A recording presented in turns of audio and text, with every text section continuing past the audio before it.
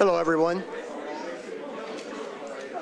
Some of you all, I think, experienced the fact that we had a little bit of a backup in our parking garage. So the problem, as I understand it, was I think the machine just ran out of paper and it had to get swapped out. But anyway, there's still, I think, a pretty good number of people there. If you all don't mind, we'll wait about 5 minutes to let people get here on time, and we'll start maybe just 5 minutes late, if that's all right. Thanks.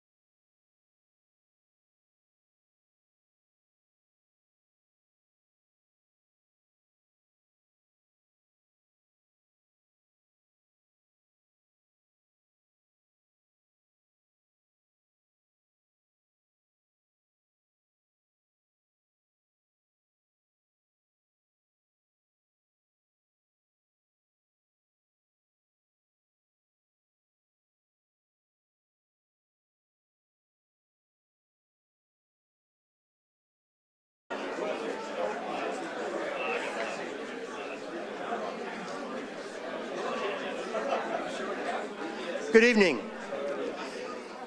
Thanks for your all's patience out in the parking garage and battling your way through that to be here tonight. It's great to have you here. I'm Steve Weberg with the public affairs staff of the library, and thank you so much for being with us this evening. Thank you, in fact, for all the times that many of you all have joined us, for your support of the library and for your support of our signature programs in particular. This is a special time for the library, and we hope you're going to be spending a good bit more time with us in the coming year and well beyond that.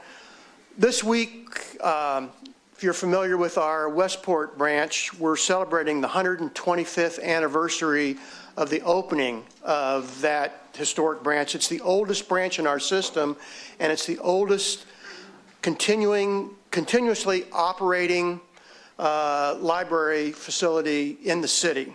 The highlight of that observance actually is tomorrow evening. You're welcome to drop by from 4 to 6.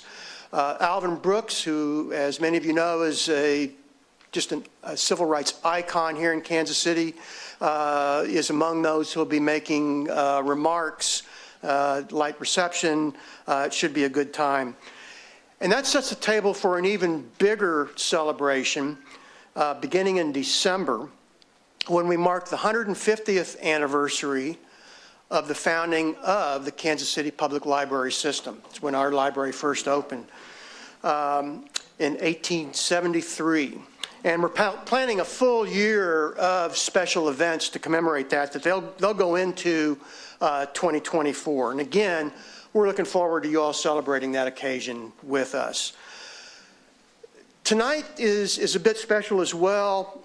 We're launching a new series, Conflict and Crisis, with one of our oldest and certainly most valued partners, the U.S. Army Command and General Staff College at Fort Leavenworth. We're going to look through this series at what we might call the United States' main antagonists around the globe, starting tonight with Russia, of course, 3 days before the anniversary of the invasion of Ukraine. In the coming months, we'll focus on China, on North Korea, on Iran, and on the world's violent extremist organizations. It's a 5-part series as we've got it mapped out now, all featuring this great lineup of military historians and experts at the Command and General Staff College. Tonight we have 3 of those notable authorities. We'll move from your left to the right here. Sean Kalic is a Cold War historian and professor in the college's Department of Military History. He's the author of 2 books on Russia, including Spies, the U.S. and Russia Espionage from the Cold War to the 21st Century. May have to go that into the 22nd century as things are moving along here.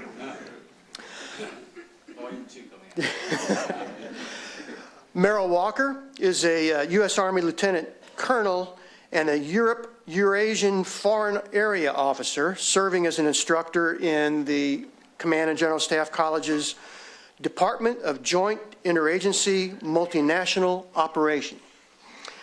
He served from 2016 to 2020 as the Assistant Army Attaché to Hungary, and he'll become the Army Attaché to Finland later this year. Mark Wilcox is a retired Army Intelligence and Foreign Area Officer who's now an Associate Professor in the Command and General Staff College's Department of Joint Interagency and Multinational Operation. He served 25 years active duty, working in counterintelligence and diplomatic assignments, among other things. Obviously, their presentation tonight couldn't be more timely. Our president is in Ukraine, or on his way from Ukraine, as we speak. Know, too, that The other programs that we've long done with the Command and General Staff College, and another series that we have underway, our Turning Point series, is continuing along with this series, and it'll resume next month, March 7th, in fact, with Brian Steed, many of you know, presenting on 1979, the year that changed the Middle East. Tonight, though, we're going to look at Russia and its actions in Ukraine. Won't you please join me in welcoming Sean Kalic, Merrill Walker, and Mark Wilcox.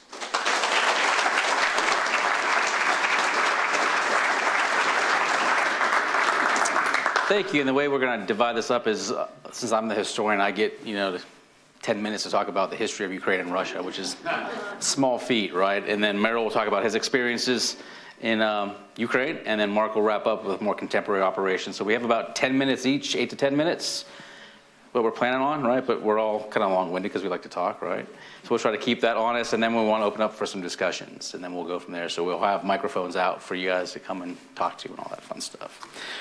All right, so where to begin with Ukraine and Russia? This is an issue that I had as the historian, right? We can start in the 17th century and work our way forward, but again, I had 10 minutes. So I figured the best place to start is probably 1917, and let's kind of do a long kind of 100-year span through kind of Ukraine-Russian history, focusing really on 1917, 1918, and then how things evolved really during the Soviet period. So we'll start with, where the green line is Ukraine today. And we'll see how it evolves through time coming out of the end of the Russian Empire with the Tsar in 1917 and how it evolves into the Soviet Union and then back into its own unique state as an independent nation here as you see it on the map. So in 1917, as you may well know, with the Soviets and the Bolsheviks putting significant pressure on the provisional government, is the first instance where Ukraine is going to declare itself an independent republic. So as the provisional government of Kerensky falls and the Bolsheviks start their new revolution, the Ukrainians who have been under the Russian kind of yoke now see an opportunity to declare a People's Republic of Ukraine, which is the first instance of independence in quite some time.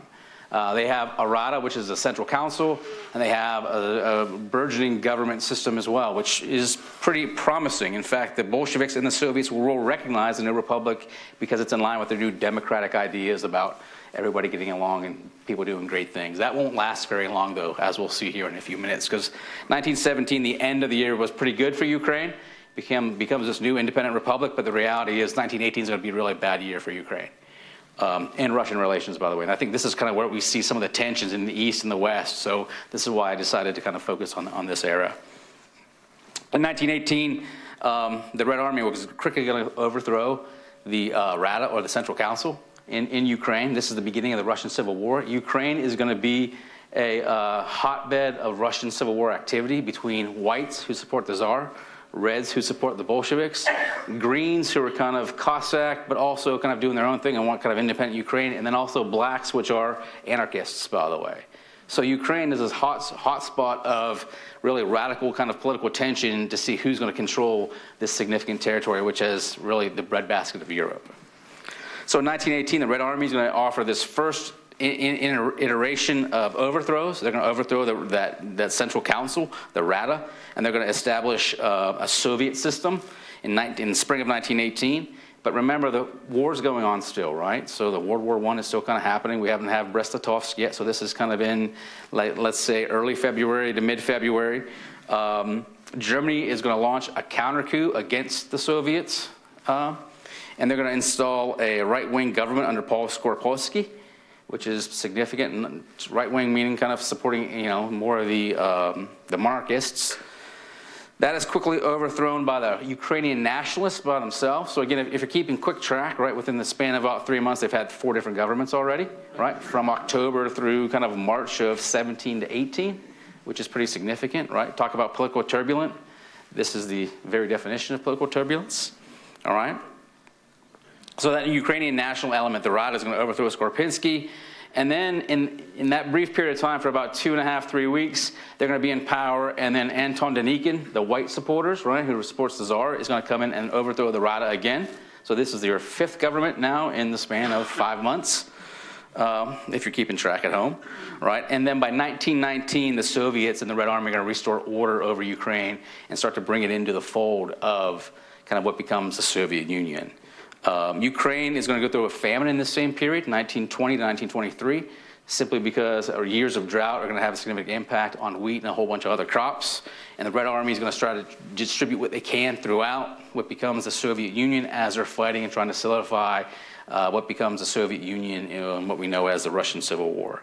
The reality and how I think the best to characterize the situation is that Ukraine is in political chaos. Depending who has power, who's in control, the Soviets have control at the end of 1919, but there are still nationalist forces there, meaning Ukrainian nationalists. There are white forces there that still want control, which become Belarusians, which are just north of there, right?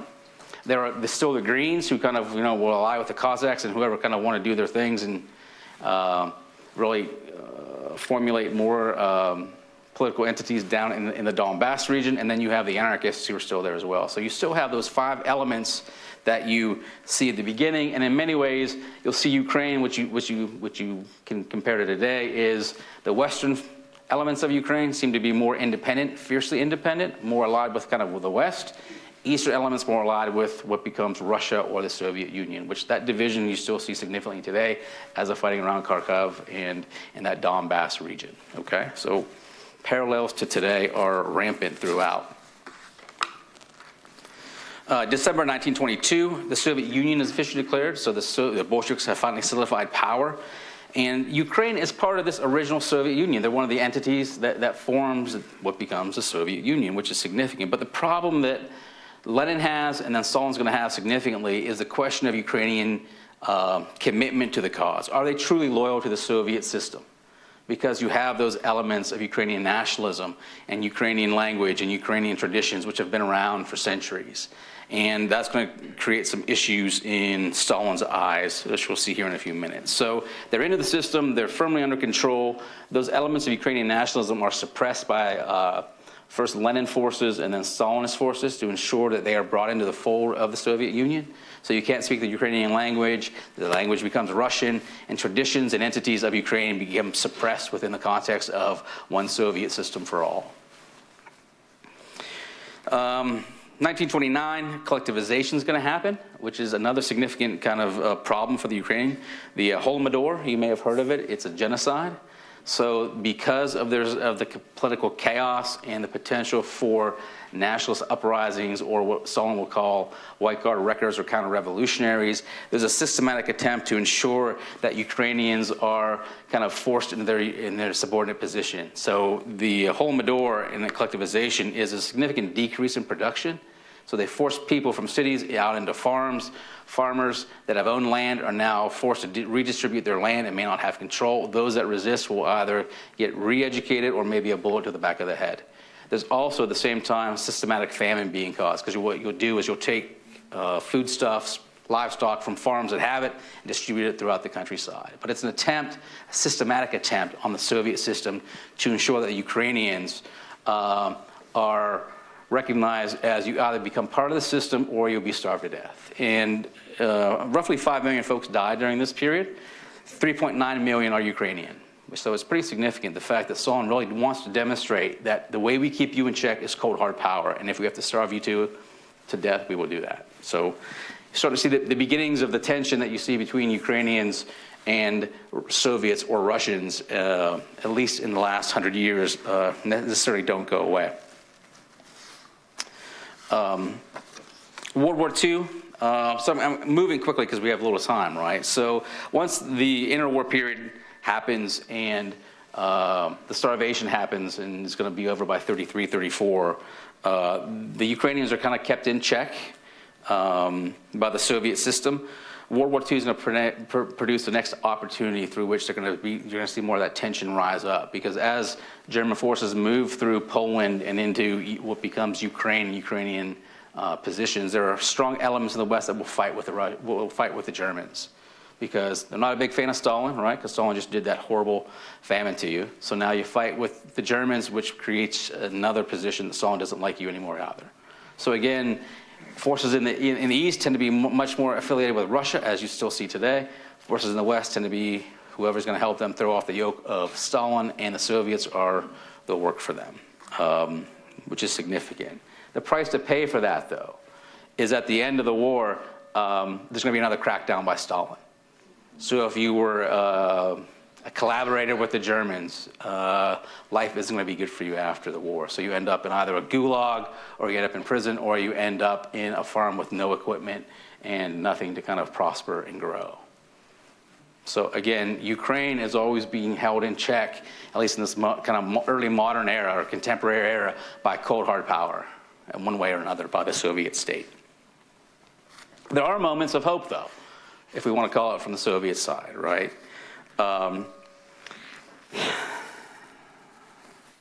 In March 5th, 1953, Stalin's going to die, right? Which is a good thing for the Ukrainians, right? He's the guy who's kind of held them in check. And Nikita Khrushchev is going to be one of the elements who's going to be vying for power in the Soviet state, and he comes from the Donbass region. So they see him as kind of one of their own who may have, the ability to bring Ukraine back to at least an equal footing, which they thought they were coming into in 1918, 1919, 1920, which they weren't. They were always in a subordinate position. Khrushchev in 1954 is the first secretariat of the Communist Party of the Soviet Union. He was former head of the Ukrainian Communist Party. And in September of 1953, he's going to, as a peace offering to the people of Ukraine, he's going to cede Crimea to the good people of Ukraine. We can kind of move forward in time. And he sees this as a significant gesture, right? And the fact that they've been through so much since 1918, 1917, that if you give Crimea to Ukraine, you demonstrate that, okay, we're giving you back this valuable piece of land, which has significant naval bases on it too, with Sevastopol. And it's a way to kind of calm everybody down and demonstrate that we respect you and that you're willing to work with us and we want to work with you. And it's kind of an attempt to kind of offer a sign of peace and reconciliation. And I would argue that it seems to work, at least for those elements that kind of want to go along to get along. You've been through so much from 1917 that, okay, it looks like it's okay. Khrushchev is not quite as heinous as Stalin, but is one of our own, so maybe we can trust him. So I would argue that for the duration of the Cold War, really 54 till kind of the end of the Cold War, there are moments where Ukraine will get a little insecure about its position and want a little more recognition of parity with Russia, but the reality is they recognize their comfortable position after 54 as a comfortable kind of chunk in the Soviet Union. The next big check comes really in the end of the Cold War, 1992, 1993, when Ukraine is going to declare independence with the Baltic states as well. So you're going to have, in the span of, 60, 70 years, you have this, part of the Russian Empire, independence, then a whole series of governments back and forth, firm position within the Soviet Union, and now at the end of the Soviet Union, quickly declare independence again. And on a reverse kind of moment to Khrushchev's point, Crimea is going to be leased back to the Russians for 20 years in 1997 as another offering of, okay, let's bury the hatchet once again and demonstrate that Ukraine and Russia need to kind of work together as powers in what will become kind of the new world order. All right? So that's kind of a fast, quick idea of tension. I'll make the argument that the political turmoil you see in Ukraine during this period, really, I would argue the first part of the 20th century, is some of the same kind of tension you see today with different actors. The Russian position and Putin's position of seeing Ukraine as wholly Russian is not just Tsarist in outlook, but also Soviet in outlook as well. And on that note, I'll let Merrill talk about his unique experiences. And you're good to go. Thanks, Sean. And Sean did an excellent job of kind of segueing into what I'm going to talk about.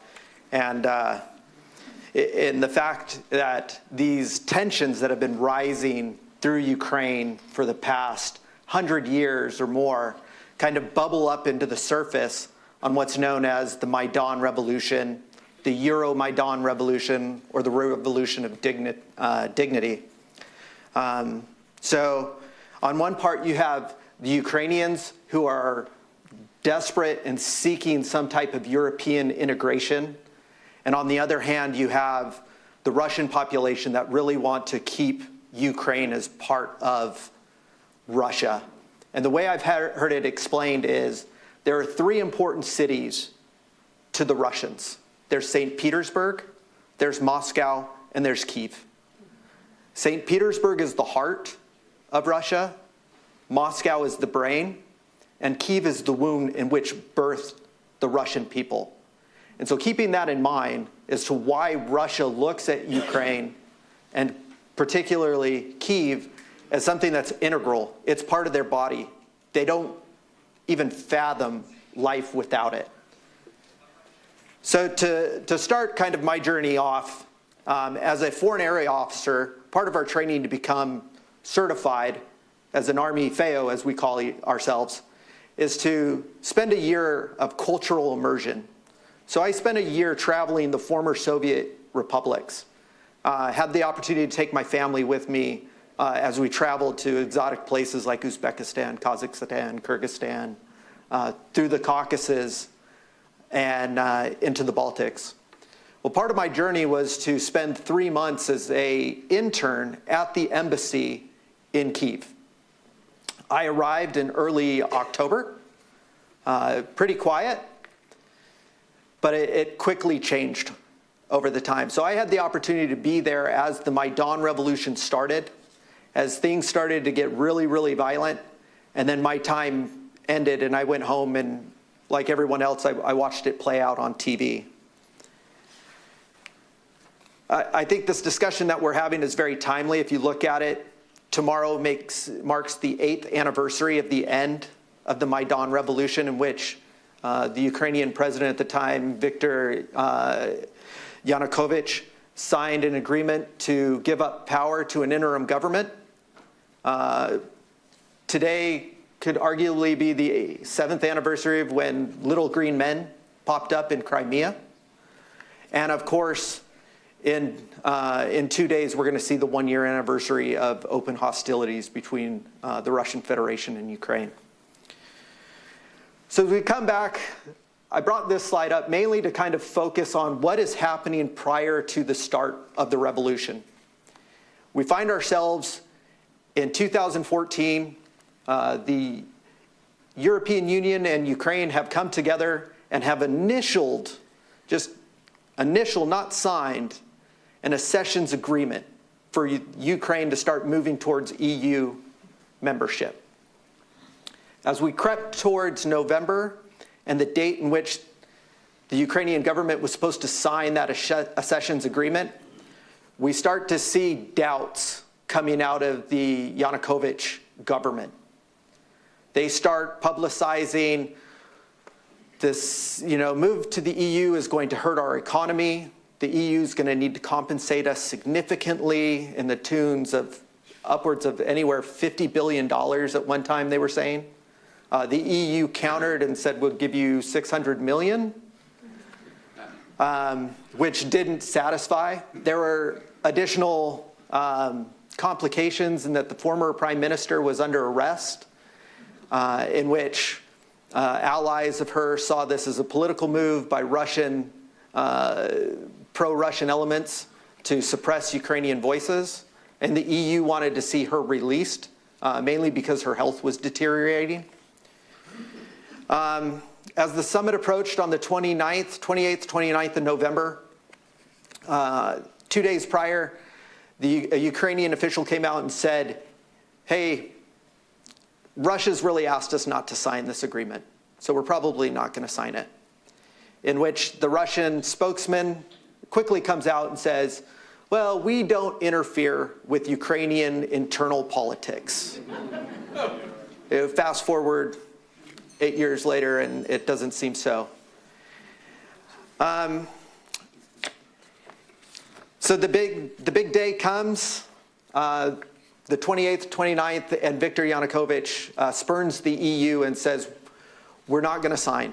The EU comes back and says, we're not going to allow a third party to dictate what our members do. So let's just put this on hold. Which leads to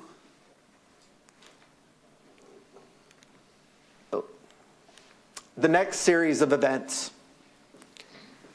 starting on about the 17th of November, like I said, I'm an intern, just kind of bebopping around the city, not much going on. I start to notice flyers were being handed out. As you came through the metro, someone was handing you a piece of paper. So what it was saying was, come down to the Maidan on the 24th and let the government know that you want them to sign the accessions agreement. I had the unique opportunity at this time to be in a car with the U.S. ambassador, the U.S. defense attaché at the time, and the U.S. Army attaché at the time. And one of them had this flyer in his hand. And they said, well, what do you think about this, to the ambassador? And the ambassador said, nothing's going to come of it. Unless they get 1 million people on that square, nothing is going to happen with this rally. Ukraine is firmly in the Russian camp. So as I was sitting there as a young major listening to our senior U.S. official and the 2 top military officials in the country say that the Maidan revolution was dead upon arrival, was never going to happen. And I bring this up because as we go through, and if you look back at the headlines, especially headlines that came out of Russia, everything stated that the whole Maidan was influenced and driven by outside actors. It couldn't possibly be the Ukrainians themselves because the Ukrainians love Russia, is what Russia's point. So just understanding that, at least from the U.S. point of view and the government's point of view, nothing was going to happen with this November 24th rally. Some people are going to show up, they're going to have slogans, they're going to carry signs, and then it'll be dead. So you ask, what changed?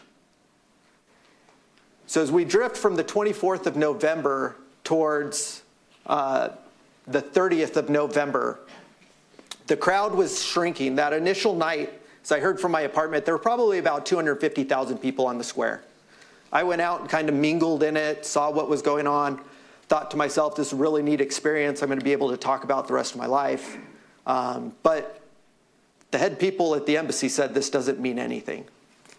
Well, the night of the 30th, if you can see in the picture on the lower left, this little structure that has all the signs on it, that's actually the Ukrainians' Christmas tree.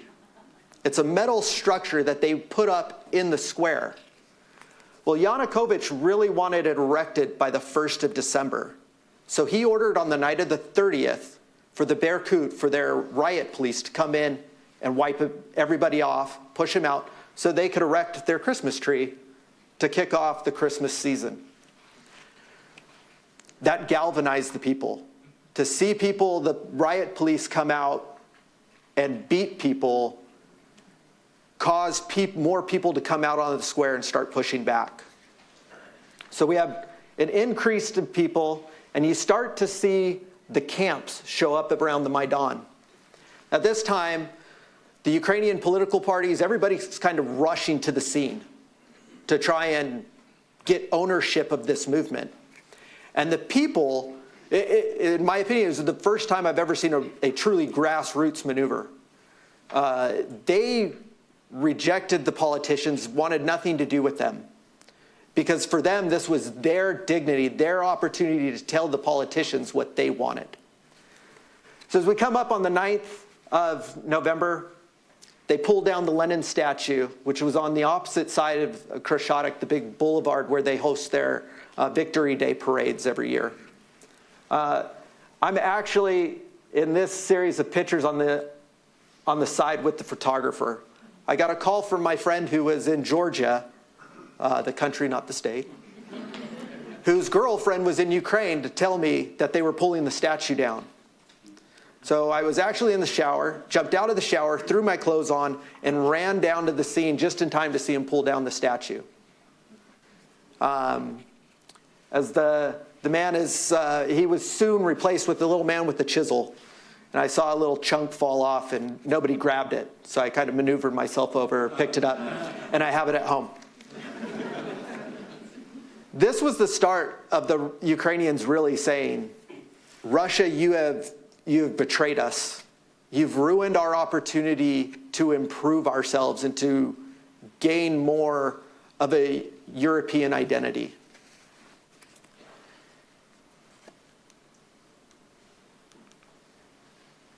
which leads us to what happened next. On the night of the 11th of December, Yanukovych had finally had enough. And he called the Berkut in one more time. They organized themselves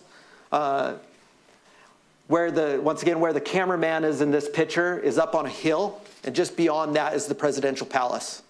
He organized the Berkut at the palace, and he flowed them down the hill to where you see them in the line. And they started to attack the protesters. The next day, on the 12th of December, there were 1 million people on the square.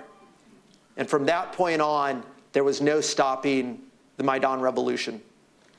It continues on into November, or into February.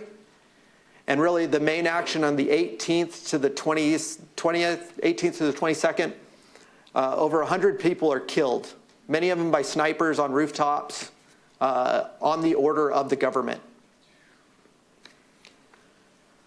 I've heard this described as, prior to this action, Ukrainians always saw Russians as their brothers. Shared language, shared religion, shared history. This started to change everything. And then as we move on to Crimea and the Little Green Men, and then the Donbass, has really changed that, in which these grievances of the past that Sean talked about really have come to the surface for the Ukrainians, where they're saying, we are Europeans, we are Ukrainians, we are not Russians. We decide our future.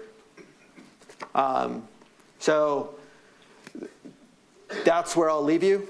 Dr. Wilcox will take it from here and take us into where we're at.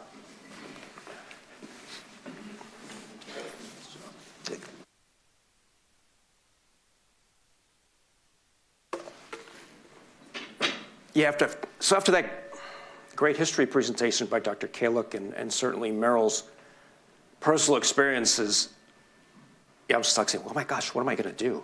What am I going to do here? So what I'm going to do, I'm going to explore two questions. And I'll do it briefly because I know we want to get to questions. Well, I was once told, when someone like a diplomat says, I will be brief, sit back, get comfortable. This is going to be a long presentation. But it's not. It's not. I promise I will be brief. Where we are right now is we're 9 years into a simmering conflict and about a year into a very, very hot war in Ukraine. And how did we get here? One school of thought, primarily coming from the Russians, is, well, it's NATO's fault. This is all about NATO. NATO enlargement, NATO control over Ukraine, and oh, by the way, with the United States controlling NATO as well, kind of pulling the puppet strings as well. And it's a convenient narrative for the Russians, and it helps them justify and explain a lot of what they're doing. But it's also, there's a theoretical argument behind it too. And before we came in, one of you were talking about a fellow by the name of John Mersheimer, who's a US political scientist. He's a realist. And the realist point of view is, well, it's the West's fault that's what is happening in Ukraine. Because you're impinging on Russia's sphere of influence. Therefore, Russia's going to react, they're going to push back, and it's going to be violent. It's interesting. I don't buy it completely. I don't buy it much at all, as a matter of fact, as well. Because I think what it does, it takes away agency. It takes away the role of people. It takes away decisions that people make. And as I'll show in my next slide, which I'll get to soon, remember I said I'd be brief, there's one person involved who made decisions here as well. And what I've picked out here is, first of all, there's a map of NATO enlargement. By the way, NATO enlarges, it does not expand. We don't use the expand word when we talk about NATO, even though in Russian the word is the same for both, which makes things more confusing. But if you look at quotes here, and these are basically attributed to Vladimir Putin. 2004, what happened in 2004? The Baltic states joined NATO. Significant emotional event for Putin and the Russians, but not that wound up about it, if we look at the quote there. Okay, yeah, it wasn't a good thing, but okay, we're going to get by it. His tune had changed a little bit by 2007 when he made a somewhat infamous speech at the Munich Security Conference. By the way, this year's just concluded in Munich over the weekend. He made a speech at the Munich Security Conference where he basically blasted the United States, NATO, the West in general. And he raised the question that the Russians keep bringing up, saying, hey, look, when the Cold War ended, the Warsaw Pact went away, why is NATO still there? What is NATO there to defend against? Well, for those countries that chose to join NATO, starting with Poland, Hungary, and Czechoslovakia, it was very clear what NATO was there to protect them from. That was the Russian Federation. Which is Russia's kind of self-destructive when it comes to NATO, but I'll get to that in just a sec. If we look at what happened in 2008, a more significant emotional event for the Russians, which is when NATO decided Ukraine and Georgia will become members of NATO, parentheses, at a date and time yet to be determined. But again, the Russians, and Putin was actually there at the NATO summit when this took place, and he said, yeah, okay, you're okay, but, notice the quote, Ukraine is a complicated state formation. This is where you actually see Putin overtly saying, and he said it to President Bush on the sidelines too, was, Ukraine really isn't a state. It isn't really a state. Come on, get past that. So there's a bit more writing on the wall there. And then we see attributed to Putin, again, just this last year, when Sweden and Finland moved away from years of neutrality, or in Finland's case, years of Finlandization. They were the poster child for how to not make the Russians mad and survive. Okay? But we see this saying, hey, look, if they join, it's not a big deal. But if the NATO moves infrastructure there, that's a bad thing. And that's what they keep going back to. So what we see with the Russians and NATO is they create self-fulfilling prophecies. It happened with Ukraine. Was Ukraine interested in joining NATO before 2014? No, not really. Look at public opinion polling, generally running below 40% of the Ukrainian people who wanted to join NATO. After 2014, Russian invasion, little green men, Crimea, all that good stuff, it's now placed in the Ukrainian constitution. They're striving to join NATO and the European Union. Significant change. Thank you, Russia. Same thing with Sweden and Finland. Would Sweden and Finland have thought about joining NATO without Russia's invasion of Ukraine? No, not at this time. Certainly not. Well, if it's not NATO, then what's going on here?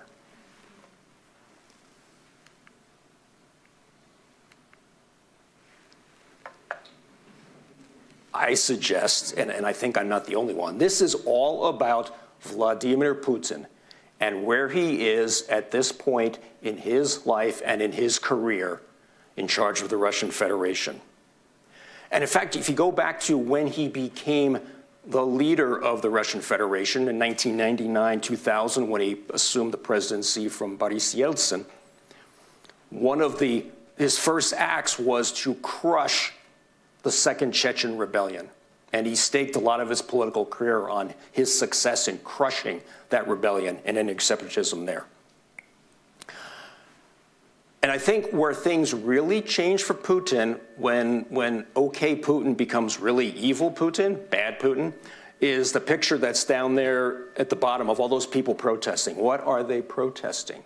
Well, in 2011, there were parliamentary elections in the Russian Federation, widely viewed as being, how do we say it diplomatically, not consistent with international standards. The next year, in 2012, a presidential election where Vladimir Putin, having gone to be the prime minister for a couple of years, in accordance with the Russian constitution, is re-elected president.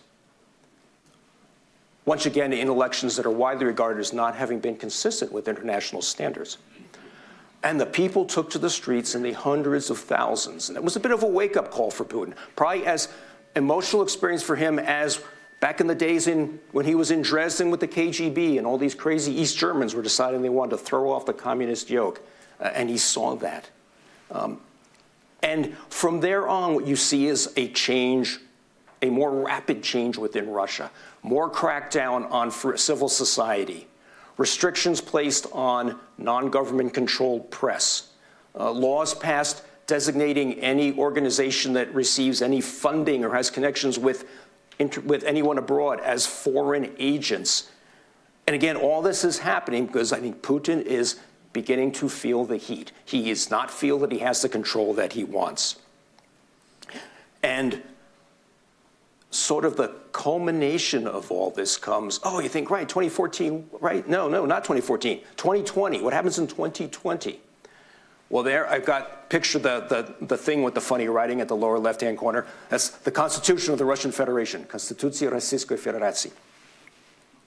So when Putin's starting to come up with he's got a problem. The Russian Constitution says you can only serve 2 terms as president. Not 2 consecutive, it just says 2 terms as president. You can't, oh my gosh, can't do that. He's running out of terms as president. What is he going to do? So they start talking about changes to the Constitution.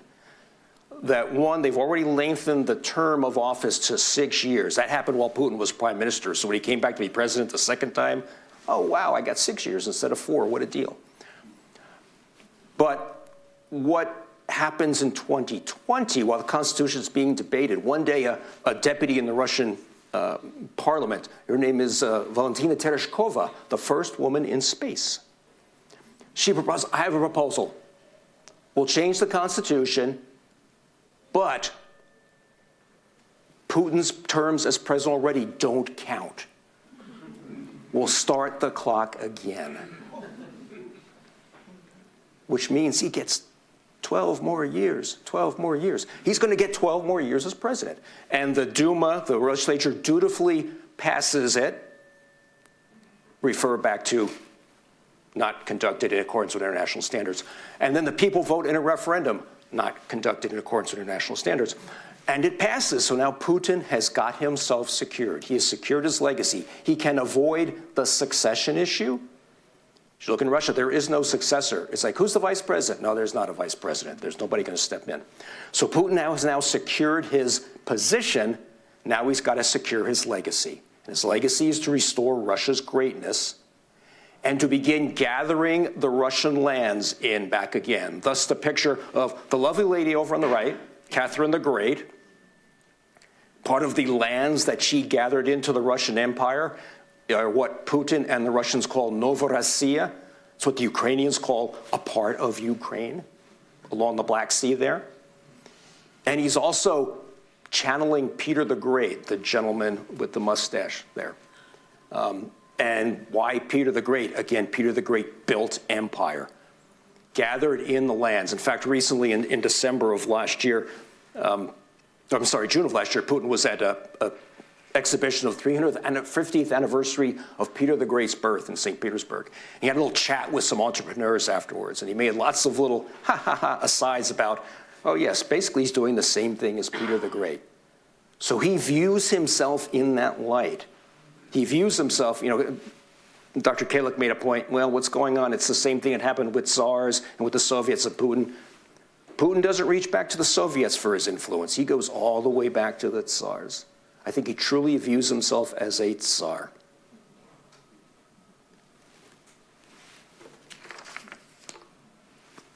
And the last point I will make talking about Tsar is the 2 photos. The first one up on the left.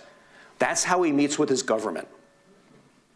He started with COVID. He was obviously terrified of getting COVID.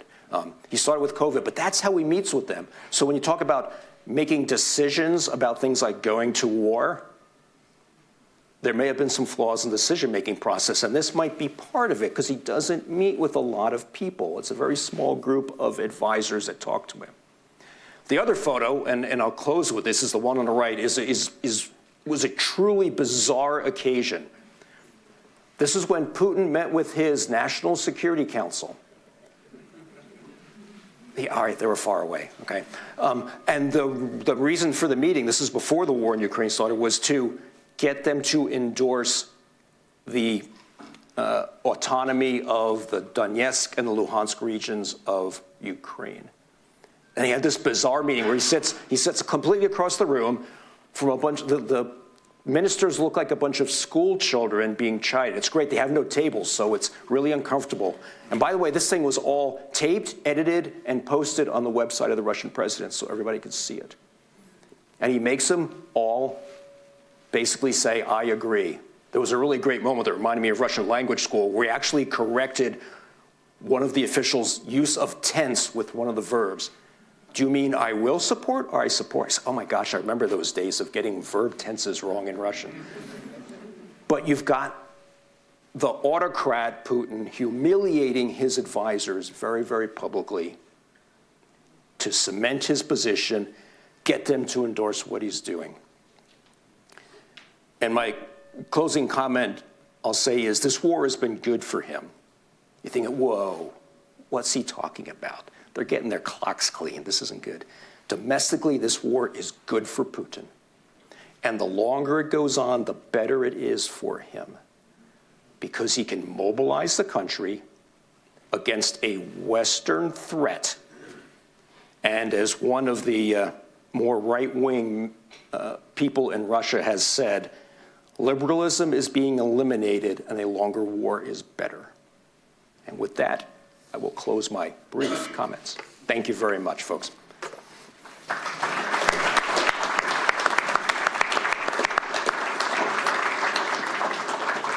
Now we have time for questions, so if you have a question, please approach one of the microphones and ask the question, and we'll go from there. What he said.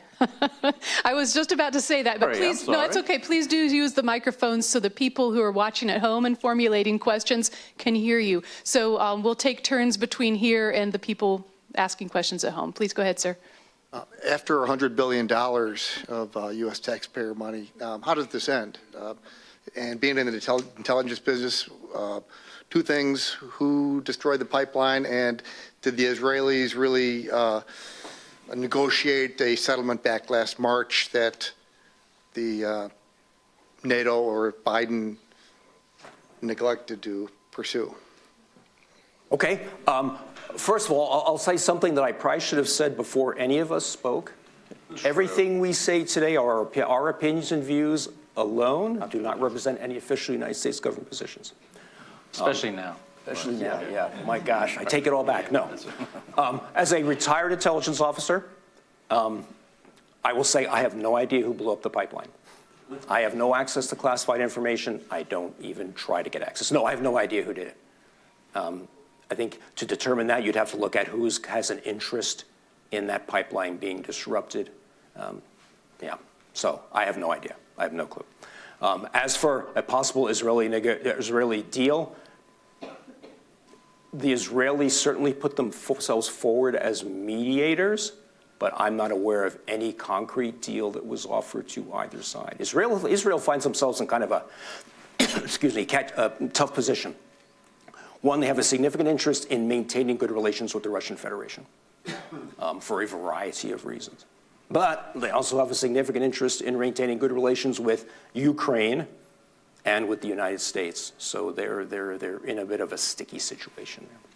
So sorry, don't have the inside track on those things, but that's kind of my take on it. I think to add what Dr. Wilcox said, I think it's a good thing that you're seeing multiple actors on the foreign stage step up to try to broker some type of peace. I think that bodes well for the future of it.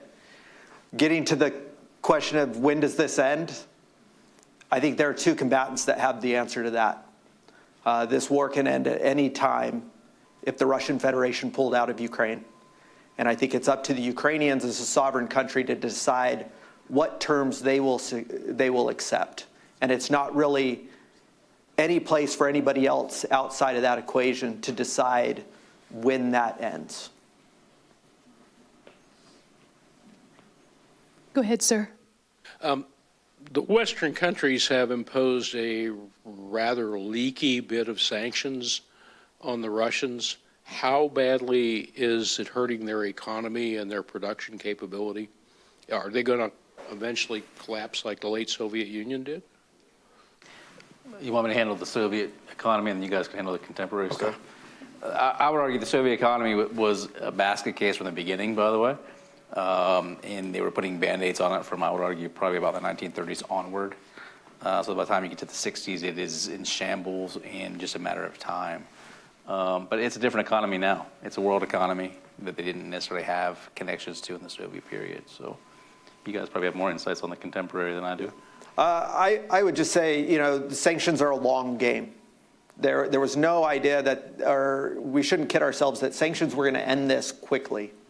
Sanctions were going to have an effect months, years down the line. And I would say if you start to look at battle damage assessments that they've done, especially after missile and rocket attacks on Ukrainian cities, we're starting to see rockets that have been produced later and later.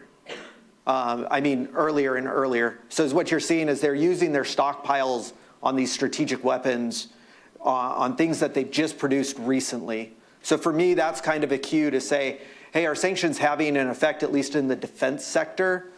Possibly, if they're using their stocks of the missiles that they've just produced, could be a cue there. As far as the economy goes, I'm not an economist. I don't know. I'm not an economist either, but I just stayed at Holiday Inn Express. I think what we're seeing is, I think as Merrill made the point, sanctions are a long game, and then the challenge for the West is going to be how can you keep those sanctions in place and find new ways to deal with the vulnerabilities, the leakiness in the sanctions as we've seen. And I think you've seen some efforts by the U.S. and the Europeans in terms of imposing certain price caps on oil that's been shipped out of the Russian Federation, and they can do that because it ties into who insures shipping. Those may have longer-term effects, but I think the Russians have actually been fairly agile at coming up with Band-Aids to deal with the economic sanctions. The majority of the Russian people are probably not feeling a whole lot of change in their lifestyle for economic reasons because the Russian government has decided we're going to spend money to keep things going. Now, in President Putin's address today, it was a barn burner. It was awful, but he talked a lot about the economy. He talks a lot about spending money for this, spending money for that, subsidizing this, paying for that. It'll be interesting to see where they're going to get all that money from and how long they can sustain that.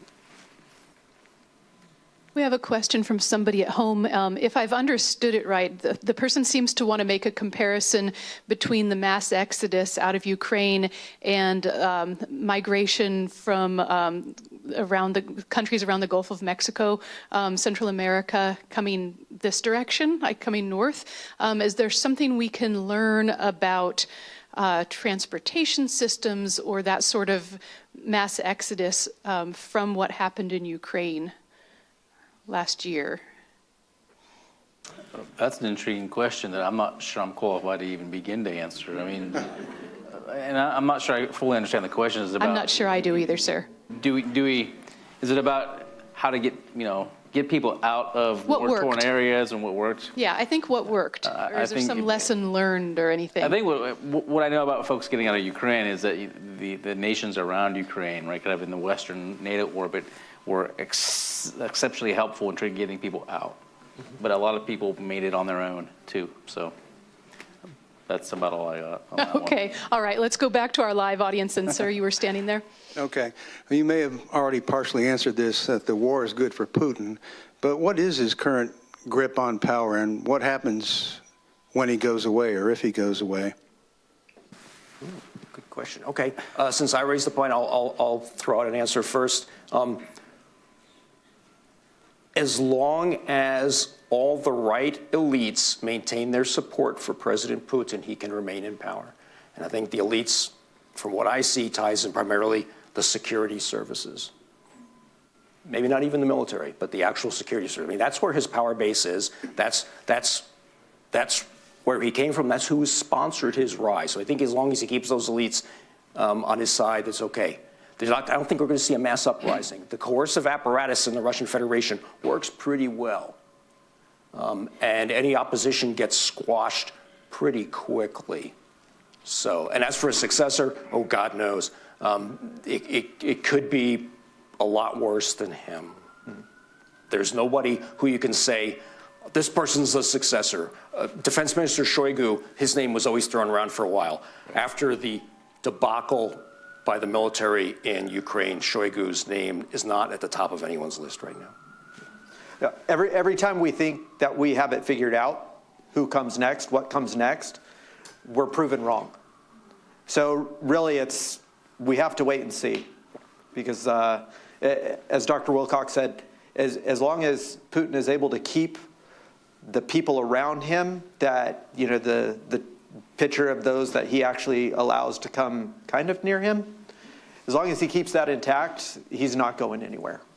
Yeah, and there was some discussion early on that the sanctions, which tend to be a slow, deliberate process, may have an accelerant on the oligarchs to put pressure on Putin, which didn't prove to be true at all. So there was hope that those guys, who weren't making money would get really upset and put pressure on them, but the reality is some of them just fall off balconies, right? I know we're obviously talking about Ukraine, but is this going to be, in your opinion, that long where he wouldn't go after Lithuania, Latvia, Estonia, something like that? Of he's gone so far, would he keep going? NATO countries, right? So I mean, I don't know Putin personally, right? No, I've spent time talking to him. Maybe not off the table, but that's a whole different ball of wax than going after Ukraine. Yes, there's historical linkages between those Baltic countries and Russia, but not the same as Ukraine. I'd say he had aspirations, but the way that they've performed, and now you're looking at, okay, what are the true numbers in the Russian military? What's been attrited? What's been killed? What's been just completely removed? Would they even have the capability, if they wrapped things up quickly in Ukraine, to then move on? It would be, we're talking years, possibly decades, for them to rebuild military capability.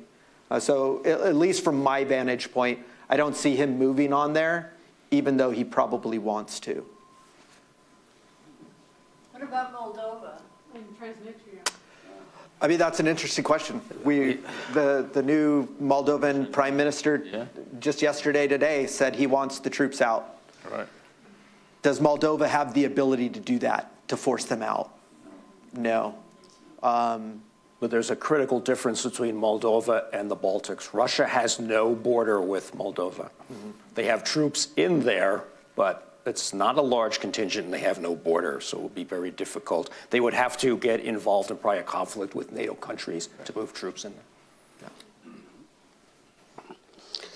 All right, you've indicated that from the sanctions and the war, the hands of Putin in some ways have been strengthened at home. Abroad, though, what is the overall security perspective on Europe? Has this not had a more strengthening effect on NATO, for example? And would it be the adverse effect in Asia?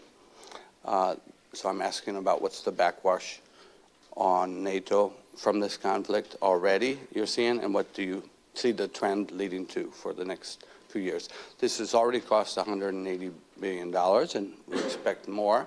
And so we kind of want to know what is going to go on more seriously in the future. I think it's strengthened NATO in many ways. That NATO, since the end of the Cold War, has been debated on its utility. And if one of Putin's ideas was to help break NATO at a time when tensions were high amongst it, this has kind of served as the opposite effect, right? Especially with Sweden and Finland joining all of a sudden. That now all of a sudden NATO seems to be a much more relevant and useful tool, much like it was during the Cold War. So in many ways, I think that backfired on Putin if that was his intent. Yeah, I have to agree. Having previously served as assistant army attaché in a NATO country from 2016 to 20, I saw this movement where NATO stepped up, and for all the love or hate for the previous administration, there was a lot of pressure put on NATO countries to spend and to invest in their defense. And they started to do that. And I believe that's what put them in a position in order to have weapons, material, and stuff in order to supply and help the Ukrainians out. So I see it as was stated, this has strengthened NATO in Europe. And I think, we're in that, is this the end of the long peace in Europe? Maybe, but I think that at least for NATO countries, we're on a stronger footing. As far as it goes for Asia, I'm just not an Asian expert, so I don't spend a lot of time focused there. I mean, as for Europe, probably one of the biggest or a significant indicator of change in Europe is this so-called the Zeitenwende. Germany completely changing, or at least saying they're going to change their security policy, how much are they going to invest in defense and all that. So time will tell. The only thing I might comment on Asia, although not being Asia expert, I have to start reading about Asia because that's our curriculum coming up. Yes. But what you see is you got to think, what are the Chinese taking away from all of this? And how is the relationship between Russia and China going to play out? Note the Secretary of State Blinken, in his chat with the Chinese, it's not the foreign minister, but the Communist Party foreign policy leader basically said, we think you're getting ready to provide lethal assistance to Russia. That would be a bad thing to do. So there's that part as well. And I think the dynamic, too, if you look at Japan, who's just come out with a new security strategy and is becoming much more open to spending more on defense and being more aggressive on defense, one of the factors they cite, they don't just cite the Chinese, they don't just cite the North Koreans, they cite the Russians as well, because the Russians have some disputes with the Japanese as well. So I think we're seeing effects there, yes. I was going to make the same point that on the Asian side, Japan is now starting to entertain offensive ideas, not just defensive ideas, which is a significant impact. I mean, they haven't done that since the Second World War, so huge impacts reverberating throughout, I think, both the Pacific and Europe. We have one question from home, and I'm not quite sure. I think this is a soccer player someone's asking about. What will become of Vladimir Vladimirovich? Does anyone know what that means? That is Putin, Vladimir Vladimirovich. Okay, because that's also the name of a soccer player. Okay. Oh, wow. So he's not in big trouble, is he? That soccer player? Okay, so do we know what will become of Putin then? I don't think you can answer that question probably, can you? No. Okay, then we'll take these last three questions and say goodnight. How do you think the Russians got it so wrong on their assessment of Ukraine's initial ability to defend themselves?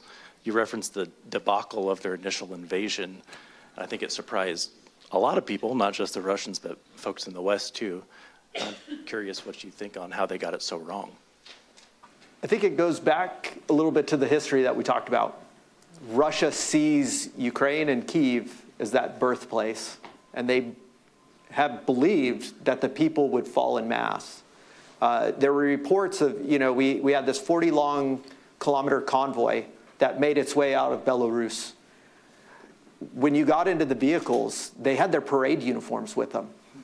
They honestly believed that they were going to make it to Kyiv, that they were going to have a victory parade on the Krещатик. They filled their tanks half full of gas. You can't get anywhere. We saw the videos of Russian tank crews asking Ukrainians, could you point me in the direction of Kyiv? They just weren't prepared. They expected the Ukrainians to still be fighting with the same doctrine that they had. The Ukrainians had taken 8 years to modernize not only equipment, but how they would fight the war, relying down to small units instead of a centralized command to disseminate everything. I think that was a huge part of why they got it wrong. I would add that they also significantly underestimated when you invade a country, it solidifies nationalism typically. And the idea that, oh, we're all Russian, right? We can all get along until you invade a country. And then, no, sorry, Ukrainian. So I'm stunned at how Putin seemed to completely dismiss some visceral Ukrainian hatred of Russians, by the way. But I guess if you convince yourself that we're all good and we're all one people, it's going to be an easy cakewalk to Kiev. Not so much.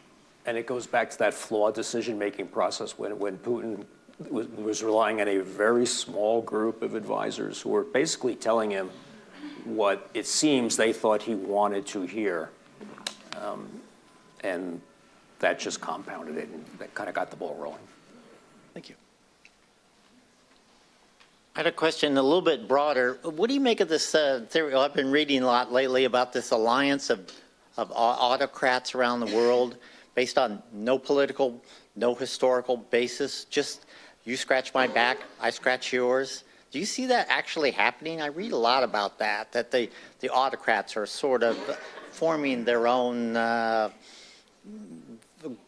conglomerate. They're, you know, where they're just sort of, it has nothing, it's sort of transactional. There's no historical basis, no political basis, no social basis or cultural basis.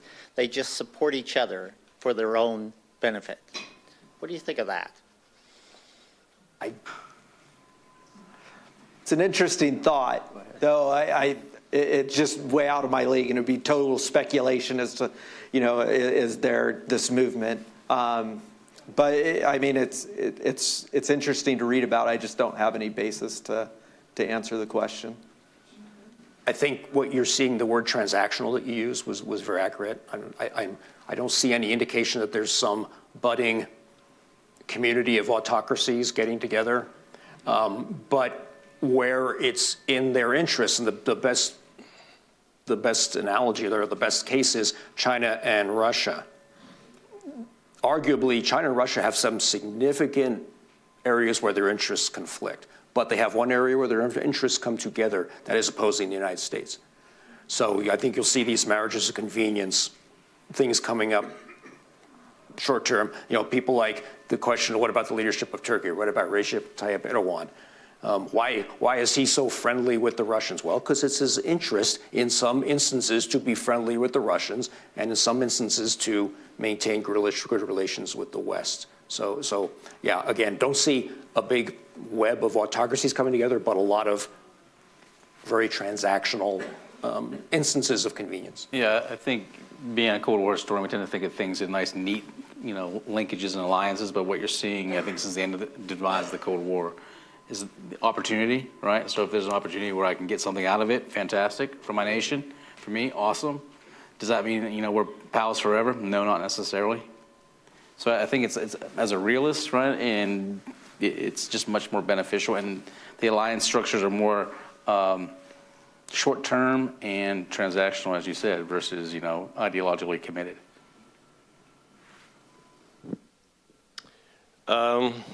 I listened to a speech of President Biden today, but most interestingly, I listened also to a number of politicians in Poland after this speech.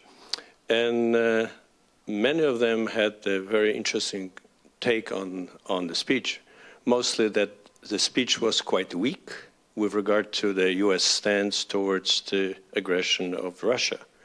So my question is there any chance that the Western countries and U.S. will have more aggressive stance towards the Russian aggression?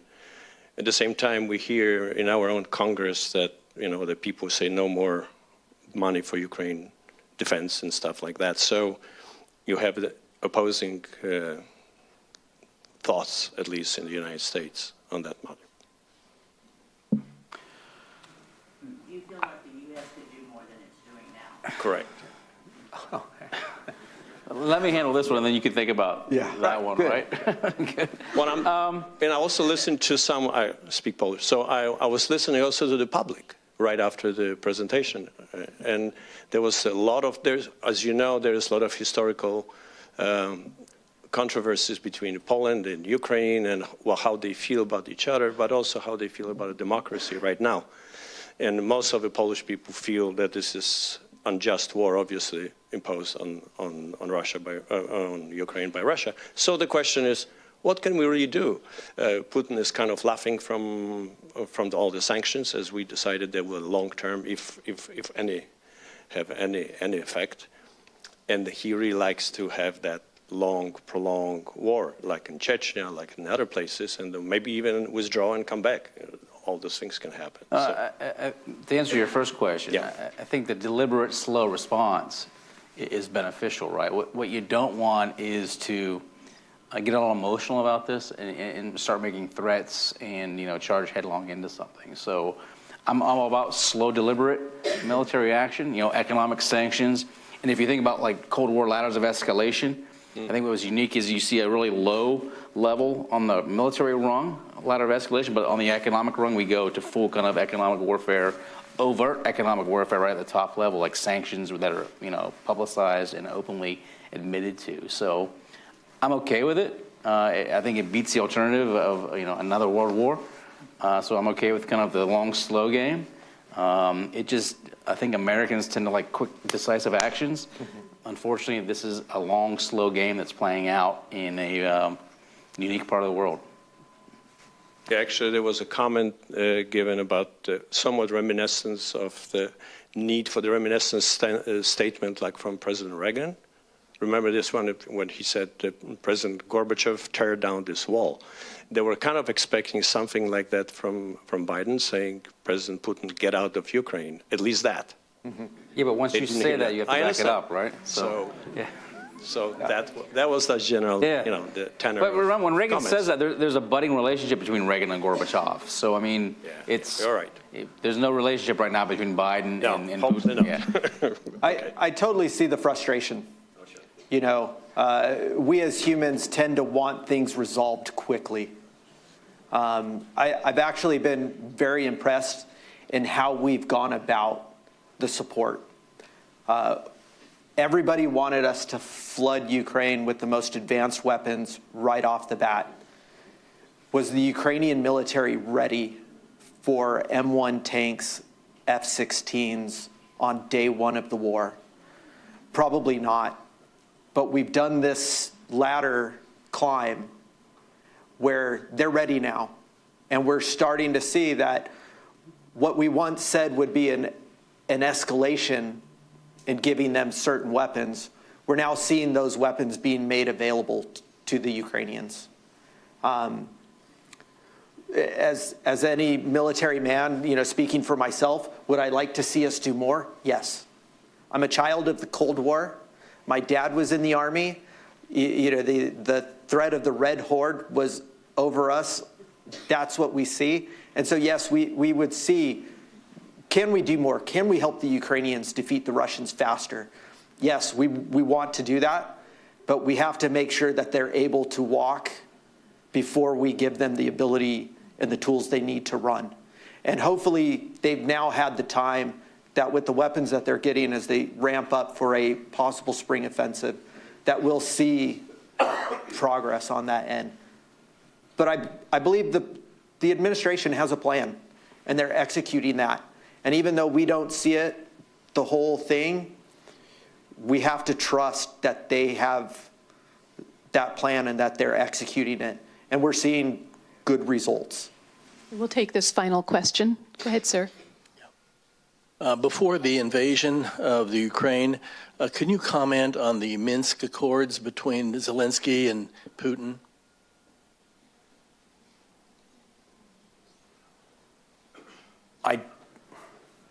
They weren't really between Zelensky and Putin. They also involved the parties to the conflict. And it certainly was a possible way forward to resolve the situation. I think where the problem came up is how much autonomy to be granted to the Donetsk and Luhansk regions, and what effect that might have on the Ukrainian government and their ability to govern. And the other problem there too was the Russian Federation was also occupying Ukrainian territory at the time, and how much would Ukraine be willing to give up in terms of their territory? That's about the best I can do on the Minsk agreements right now. Well, thank you all for coming and speaking in this wonderful program tonight.